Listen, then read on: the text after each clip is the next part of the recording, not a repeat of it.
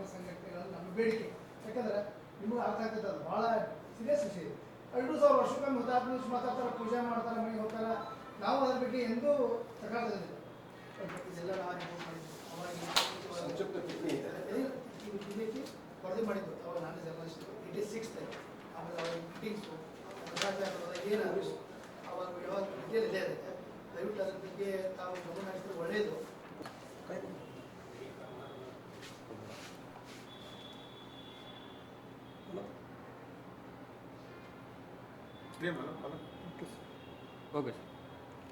ನನಗೂ ವೈಯಕ್ತಿಕ ಅಭಿಮಾನ ಇದೆ. ಈ ಒಂದು ಸಂಘಟನೆ ಏನು ತಾವು ಭವನ ಏನು ಇದೆ ಕಟ್ತಾ ಇದ್ದಾರೆ, ಕಟ್ಟಲಿಕ್ಕೆ ಅಟ್ಲೀಸ್ಟ್ ಹೊರಟಿದ್ದಾರೆ.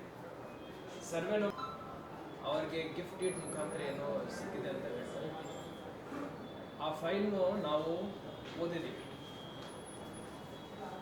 ಯಾವುದೇ ಪರ್ಮಿಷನ್ ಇಲ್ಲದೆ ಅಲ್ಲಿ ಅವರು ಚಟುವಟಿಕೆ ನಡೆಸ್ತಾ ಇದ್ದಾರಂತ ನನ್ನ ಗಮನಕ್ಕೆ ಬಂದಿದೆ. ರೂಲ್ಸ್ ಆ್ಯಂಡ್ ರೆಗ್ಯುಲೇಷನ್ಸ್ ಫಾಲೋ ಮಾಡದೆ ಯಾರೇ ಇರಲಿ ಅವರು ಉಲ್ಲಂಘನೆ ಮಾಡ್ತಾ ಇದ್ದಾರಂದ್ರೆ ಅವರಿಗೆ ನಾವು ಬಿಡಲ್ಲ. ಇದು ಅದ್ರ ಜೊತೆ ನನಗೆ ಯಾವಾಗಲೂ ನಮ್ಮ ಜಿಲ್ಲೆಯಲ್ಲಿ ಶಾಂತಿ ಸೌಹಾರ್ದತೆ ಇರಬೇಕು ಅಂತ ನನ್ನ ಭಾವನೆ. ಪ್ರತಿ ಒಂದು ಸಂದರ್ಭದಲ್ಲಿ ನಾನು ಬರೀ ಇದೇ ಹೇಳ್ತಾ ಇರ್ತೀನಿ, ಎಲ್ಲರೂ ಶಾಂತಿ ಸೌಹಾರ್ದತೆಯಿಂದ ಇರಬೇಕಂತ ಹೇಳಿ. ಆ ನಿಟ್ಟಿನಲ್ಲಿ ಶಾಂತಿಗೆ ಭಂಗ ಆಗೋ ರೀತಿಯಲ್ಲಿ ಯಾರಾದರೂ ಯಾವುದೇ ಹರ್ಕತ್ ಚಟುವಟಿಕೆ ಮಾಡ್ತಾ ಇದ್ದಾರೆ ಅಂದರೆ ಅದನ್ನು ನಾವು ಮಾಡಲಿಕ್ಕೆ ಬಿಡಲ್ಲ. ಸದ್ಯಕ್ಕೆ ತಮ್ಮ ಮನವಿಯನ್ನು ನಾನು ಅಫಿಷಿಯಲಿ ಸ್ವೀಕಾರ ಮಾಡ್ತಾ ಇದ್ದೀನಿ. ಇದರ ಜೊತೆ ಇವತ್ತೇ ಅವರಿಗೆ ಒಂದು ನೋಟಿಸ್ ಜಾರಿ ಮಾಡ್ತೀನಿ. ನಮ್ಮ ಮಾಹಿತಿ ಪ್ರಕಾರ ಆ ಒಂದು ಪ್ಲಾಟ್ ಏನವರು ಹೊರಟಿದ್ದಾರೆ ಮಾಡಲಿಕ್ಕೆ, ಅದಕ್ಕೆ ಬಿನ್ಶೇತಿಗೆ ಆಗಲಿಲ್ಲ.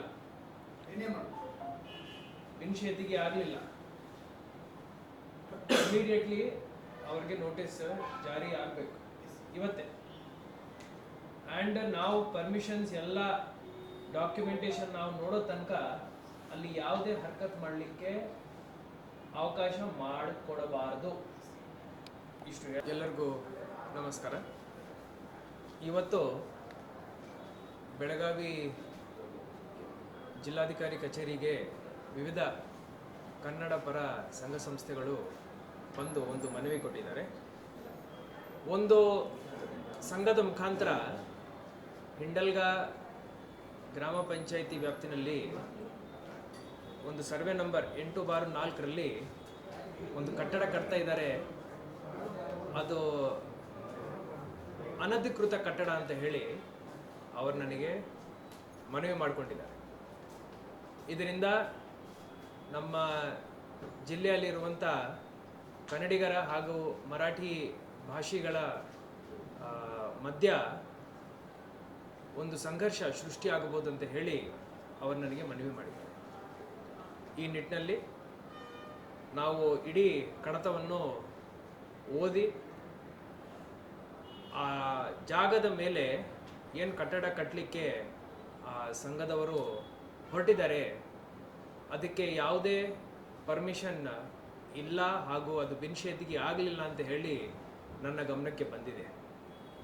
ಈ ನಿಟ್ಟಿನಲ್ಲಿ ಇವತ್ತೇ ಅವರಿಗೆ ನೋಟಿಸ್ ಜಾರಿ ಮಾಡಿ without permission, without following regulations, without following rules ಯಾರು ಯಾವುದೇ ಚಟುವಟಿಕೆ ಮಾಡಲಿಕ್ಕೆ ಅವಕಾಶ ನಾವು ಕಲ್ಪಿಸ್ಕೊಡಲ್ಲ.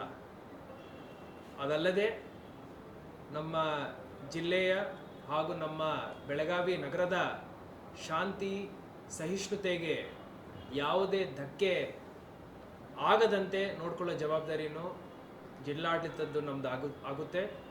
ಆ ನಿಟ್ಟಿನಲ್ಲಿನೂ ನಾವು ಕಠಿಣ ಕ್ರಮವನ್ನು ವಹಿಸ್ತೀವಂತ ತಮ್ಮೆಲ್ಲರಿಗೆ ಹೇಳಲಿಕ್ಕೆ ಬಯಸುತ್ತೇನೆ. ಬೆಳಗಾವಿ ಬಳಿ ಹಿಂಡಲಗಾದಲ್ಲಿ ಮಾರಾಟೀಕರಣ ಸಮಿತಿಯವರು ಮಾರಾಟ ಸರ್ಕಾರದ ಬೆಂಬಲದೊಂದಿಗೆ ಒಂದು ಸ್ಮೃತಿ ಭವನ ಕಟ್ಟಾಕತ್ತಾರೆ.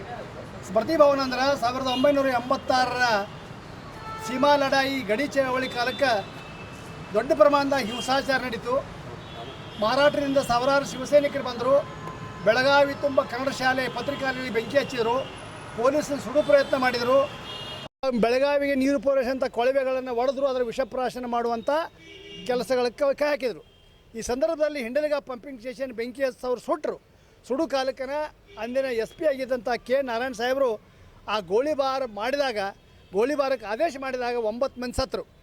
ಅವರು ಹುತಾತ್ಮರು ಅಂತ ಇವ್ರು ಬಿಂಬಿಸಲಿಕ್ಕೆ ಪ್ರತಿ ವರ್ಷ ಪ್ರಯತ್ನ ಮಾಡ್ತಾರೆ. MS ಅವರು ಹುತಾತ್ಮರು ಅಂತೇಳಿ 86ರಿಂದ ನಡೆದೈತಿದ್ದು. ಕಡೆಗೆ ಅವರು ಪ್ರತಿ ವರ್ಷ ಪೂಜೆ ಮಾಡ್ಕೋತಾರೋ ಬಿಡೋದು ನಾವು ಅಂದೇವಿ. ಯಾಕಂದ್ರೆ ಅದನ್ನು ಹುತಾತ್ಮದ ಬಿಂಬಿಸೋ ಪ್ರಯತ್ನ ಪ್ರತಿ ವರ್ಷ ಮರಾಠಿ ಪತ್ರಿಕೆಗಳು ಹಾಗೂ MS ನಾಯಕರು ಮಾಡ್ತಾ ಬಂದಿದ್ದರು. ಈಗ ಅವರು ಒಂದು ಏನು ಕೈ ಹಾಕಿರು ಅಂದ್ರೆ ಅಲ್ಲೊಂದು ಸ್ಮೃತಿ ಭವನ ಕಟ್ಟಿ ಅವ ಹಿಂಸಾಚಾರದ ಸತ್ತವ್ರನ್ನೆಲ್ಲ ಫೋಟೋ ಹಾಕೋದು, ಅವರೊಂದು ಸಾಕ್ಷಿ ಚಿತ್ರ ನಿರ್ಮಾಣ ಮಾಡೋದು, ಅದನ್ನು ತೋರಿಸುವಂಥ ಅದನ್ನು ಕರ್ನಾಟಕ ವಿರೋಧಿ ಬೆಳಗಾವಿ ಜಿಲ್ಲಾಡಳಿತ ವಿರೋಧಿ ಕೇಂದ್ರವನ್ನಾಗಿ ಮಾಡೋದು, ಅದನ್ನು ಅವ್ರು ಮರಾಠಿಗರನ್ನು ಪ್ರಚೋದನೆ ಮಾಡಿ ತಮ್ಮ ಗಡಿ ವಿವಾದವನ್ನು ಜೀವಂತ ಇಡೋ ಪ್ರಯತ್ನ ಅವ್ರು ಮಾಡ್ತಾಯಿದ್ದಾರೆ. ಇದನ್ನು ನಾವು ಕನ್ನಡಪರ ಸಂಘಟನೆಗಳು ತೀವ್ರವಾಗಿ ವಿರೋಧ ಮಾಡಿದ್ದು ಮಾಧ್ಯಮಗಳಲ್ಲಿ ಇಲೆಕ್ಟ್ರಾನಿಕ್ ಮಾಧ್ಯಮ, ಮುದ್ರಣ ಮಾಧ್ಯಮ ಅನೇಕರು ವರದಿಗಾರರು ವರದಿ ಮಾಡಿದರು. ಇವತ್ತು ನಾವು ಬೆಳಗಾವಿ ಜಿಲ್ಲಾಧಿಕಾರಿಗಳನ್ನು ಭೇಟಿಯಾದ್ವಿ. ಮೊಹಮ್ಮದ್ ರೋಷನ್ ಅವರಿಗೆ ಮನವಿ ಕೊಟ್ಟಿವಿ. ಯಾವುದೇ ಪರಿಸ್ಥಿತಿಯಲ್ಲಿ ಅಲ್ಲಿ ಕನ್ನಡದ ನೆಲದಲ್ಲಿ ಇದಾಗಬಾರ್ದು, ಪ್ರತಿಭವನ ಆಗಬಾರ್ದು. ಅದಾದ್ರೆ ಕರ್ನಾಟಕಕ್ಕೆ ಅಥವಾ ಜಿಲ್ಲಾಡಳಿತಕ್ಕೆ ಮಗ್ಗಲು ಮುಳ್ಳಾಕತ್ತ ಅಂತ ಹೇಳಿದ್ವಿ.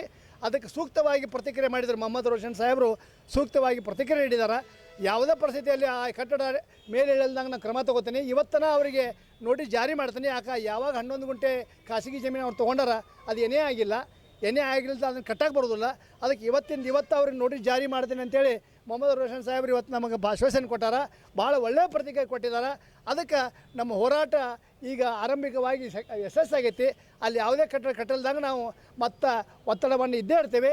DC ಅವರು ಯಾವಾಗ ನಮಗೆ ಭರವಸೆ ಕೊಟ್ಟರಂದ್ರೆ ಆ ಕಟ್ಟಡ ಇವತ್ತಿಗೆ ಮುಗಿದು ಹೋಯ್ತು ಅಂತೇಳಿ ನಾನು ಭಾವಿಸ್ತಾ ಇದ್ದೇನೆ.